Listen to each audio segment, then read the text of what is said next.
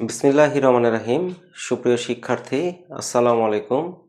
এখন আমরা তাপ ইঞ্জিনের কৃতকাজ এবং এই ইঞ্জিনের দক্ষতা রিলেটেড কয়েকটা গুরুত্বপূর্ণ গাণিতিক সমস্যার সমাধান করব ইনশাল্লাহ। তোমরা মনোযোগ সহকারে শেষ পর্যন্ত ক্লাসটা করলে আমার মনে হয় এই তাপ ইঞ্জিন নিয়ে যে ম্যাথগুলো আসে সেগুলো নিয়ে তোমাদের আর কোনো সমস্যা হবে না ইনশাল্লাহ। তো আসো আমরা শুরু করি। এখানে আমাদের কয়েকটা প্রবলেম দেওয়া আছে। সে প্রবলেমটা কি? প্রথম প্রবলেমটা যেটা দেওয়া আছে এখানে, যে প্রবলেমটা দেওয়া আছে সেটা হলো একটি ইঞ্জিন প্রতি চক্রে 3400 জুল তাপ গ্রহণ করে এবং 2400 জুল তাপ বর্জন করে। তাহলে ইঞ্জিন দ্বারা সম্পাদিত কাজের পরিমাণ ও ইঞ্জিনের দক্ষতা নির্ণয় করতে বলছে।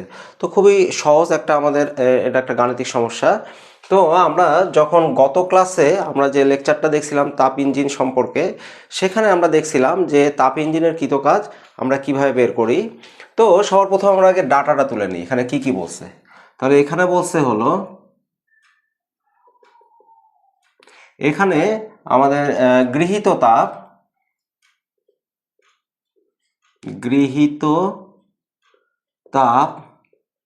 আমরা গৃহীত তাপকে আমরা Q1 দ্বারা ইন্ডিকেট করি। আমরা গত লেকচারেই দেখছিলাম, যখন আমরা এটার থিওরিটা দেখছিলাম তখন আমরা দেখতে পাইছিলাম যে আমরা গৃহীত তাপকে Q1 দ্বারা প্রকাশ করছি। আচ্ছা, এখানে বর্জন করছে কি? বর্জিত তাপ এটাকে আমরা Q2 দ্বারা প্রকাশ করি এবং এটা আছে 2400 জুল। তাহলে সম্পাদিত কাজের পরিমাণ, তাহলে অতএব সম্পাদিত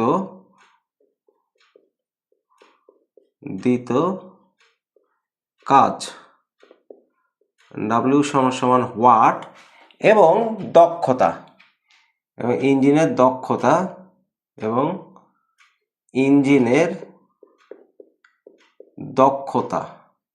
ইঞ্জিনের দক্ষতাকে আমরা ইটা দ্বারা প্রকাশ করি। এই দুটা জিনিস আমাদের চাইছে। তাহলে আমরা গত লেকচারে যেটা দেখছিলাম যে একটা তাপ ইঞ্জিনের সম্পাদিত কাজের যে ফর্মুলাটা সেটা আমরা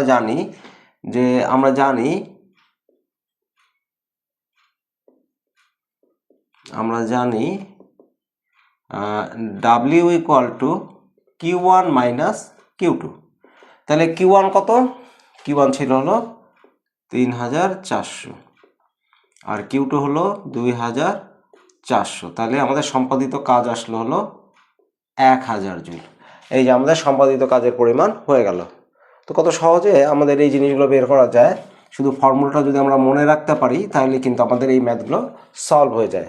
আচ্ছা, আবার ইঞ্জিনের যে দক্ষতাটা সেটার ক্ষেত্রে আমরা দেখছিলাম যে আবার আমরা জানি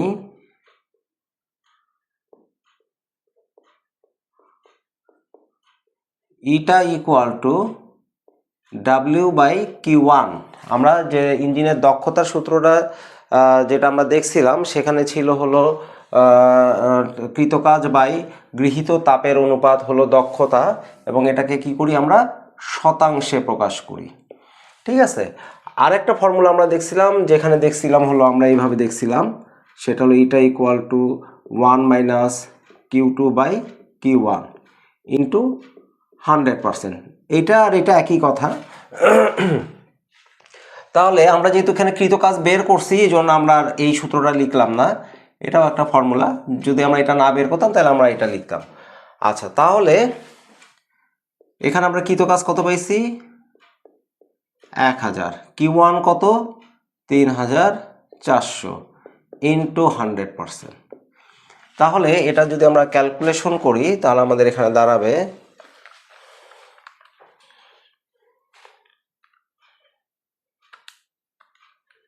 1000 ভাগ 3400 ইন্টু 100। তাহলে আস্তে আস্তে হলো 29.41%। তাহলে এই যে ইঞ্জিনের যে দক্ষতাটা সেটা কিন্তু আমাদের বের হয়ে আসলো। তো কিভাবে এত সহজে আমরা এই জিনিসগুলো বের করতে পারি, আমার মনে হয় তোমরা এই ফর্মুলা যদি শুধু মনে রাখতে পারো তাহলে দেখো ম্যাথগুলো কত সহজে আমাদের হয়ে যাচ্ছে। এরপরে দেখো আরেকটা কথা, যেটা 2 নাম্বার যেটা আমাদের প্রবলেমটা আছে সেটা কিভাবে করি। বলছে যে একটি ইঞ্জিনের দক্ষতা হলো 80%। এটি সিঙ্ক মানে আমাদের যে তাপাধার যেটা ছিল হলো তাপগ্রাহক, সেই গ্রাহককে সিঙ্ক বলা হয়। এটি সিঙ্কে 400 জুল তাপ বর্জন করলে উচ্চ তাপমাত্রার তাপাধার থেকে কি পরিমাণ তাপ গ্রহণ করবে, মানে তাপ উৎস থেকে আমাদের যে ইঞ্জিনটা সেটা কি পরিমাণ তাপ গ্রহণ করবে যদি এর দক্ষতাটা এত হয় এবং সিঙ্কে এত জুল তাপ বর্জন করে। আচ্ছা, তাহলে এটাও খুব সহজ। আমাদের এখানে আমরা এটা লিখতে পারি যে এখানে ইঞ্জিনের দক্ষতা কত, ইঞ্জিনের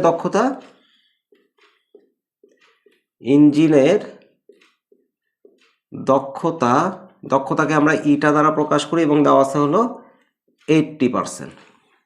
আচ্ছা, সিঙ্কের যে তাপ মানে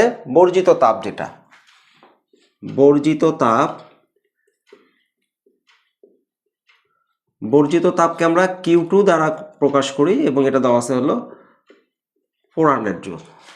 তাহলে আমাদের যে তাপাধার থেকে কি পরিমাণ তাপ গ্রহণ করবে, তার মানে গৃহীত তাপ, অতএব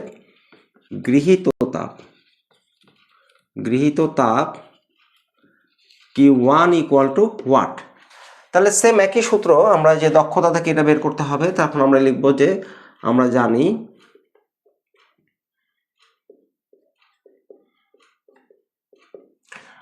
জানি ইটা ইকুয়াল টু, এটার ক্ষেত্রে আমরা এই ফর্মুলাটা লিখব 1 মাইনাস Q2 বাই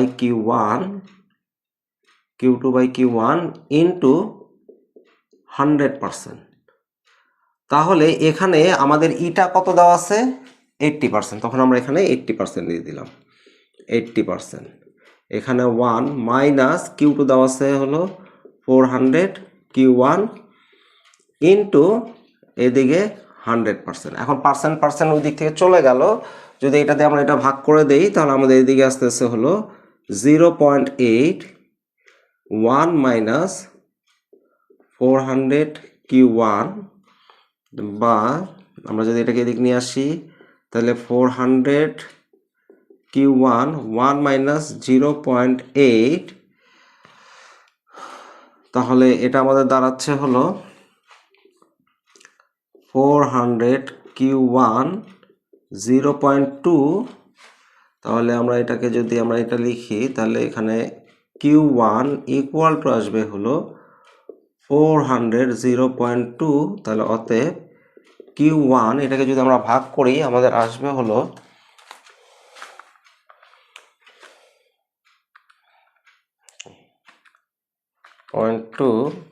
2000 জুল। তাহলে এটা সিঙ্ক থেকে কত জুল তাপ আমাদের তাপ উৎস থেকে কত জুল তাপ গ্রহণ করছিল ইঞ্জিনটা 2000 জুল। তাহলে এটা আমরা লিখব সুতরাং এই যে ইঞ্জিনের দক্ষতা যদি এত পার্সেন্ট হয় আর সিঙ্কে যদি এত জুল তাপ বর্জন করে তাহলে তাপাধার থেকে, সুতরাং ইঞ্জিনটি উচ্চ তাপমাত্রার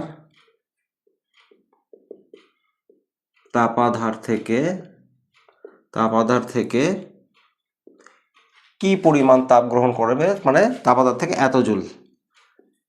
এত জুল তাপ গ্রহণ করবে। এই যে এটাই আমাদের এখানে আমরা প্রকাশ করে নিলাম। তাহলে এটাই হলো আমাদের অ্যান্সার। তাহলে কত সহজে আমরা এই প্রবলেমগুলো সলভ করতে পারি। এখন আমরা আরেকটা গুরুত্বপূর্ণ প্রবলেম দেখব ইনশাল্লাহ।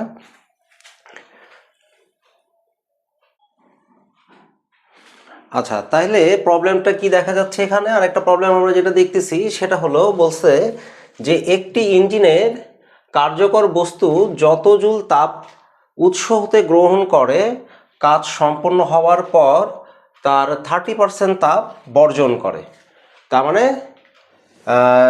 যেখান থেকে আমাদের যত জুল তাপ উৎস হতে গ্রহণ করছে, হ্যাঁ, কাজ সম্পন্ন হওয়ার পর ওই তাপের এত পার্সেন্ট কি করছে, বর্জন করে দিছে।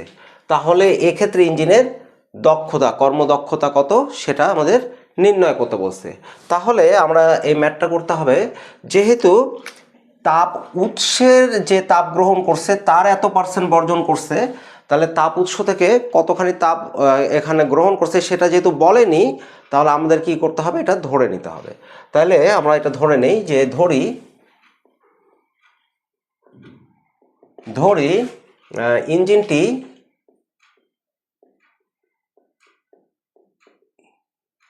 ইঞ্জিনটি তাপ উৎস থেকে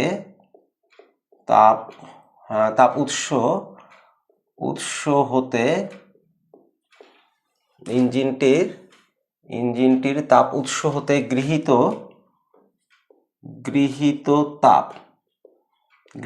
তাপ সমান সমান Q1 জুল। তাহলে প্রশ্ন মতে কেন, প্রশ্নে এটা যেটা বলা আছে বর্জিত তাপটা আমরা বের করব। তাহলে প্রশ্ন মতে বর্জিত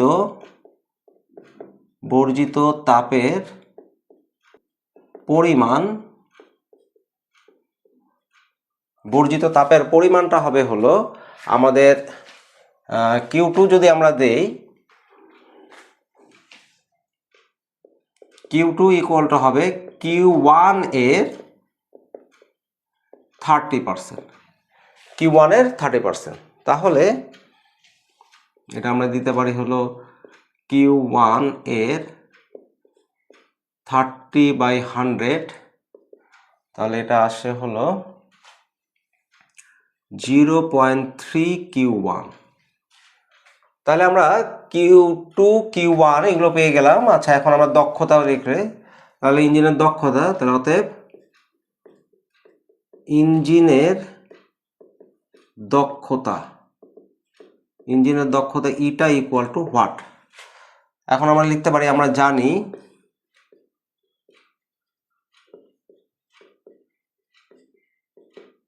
ইটা equal to 1 minus Q2/Q1 into 100%। তাহলে এখানে 1 মাইনাস Q2 আছে হলো আমাদের এই যেটা 0.3 Q1। তাহলে আমরা এখানে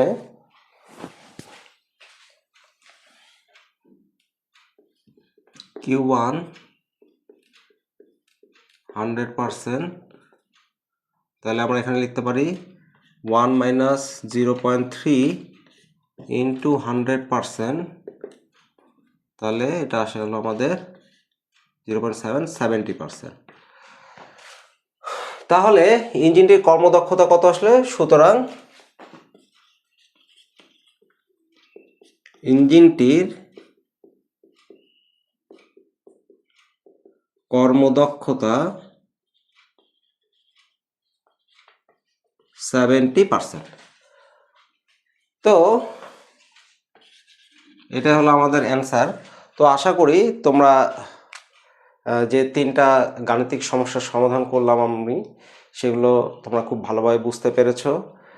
তোমাদেরকে শুধু জাস্ট কি করতে হবে, যে থিওরিটা ভালোভাবে একটু বুঝে নিতে হবে। গত লেকচারে আমি সেই থিওরিটা ভালোভাবে দিছিলাম, তোমরা শুধু সেই থিওরিটা একটু দেখে নিবে। আর এই যে প্রবলেমগুলো কিভাবে করতে হবে সেই জিনিসগুলো তো আমি তোমাদেরকে এখানে দেখাই দিলাম ইনশাল্লাহ। তো তোমরা, আমার মনে হয় যে এই যে প্রবলেমগুলো বুঝতে পেরেছো। তো আজকের মতো এই পর্যন্তই। সবাই ভালো থাকো। আল্লাহ হাফেজ।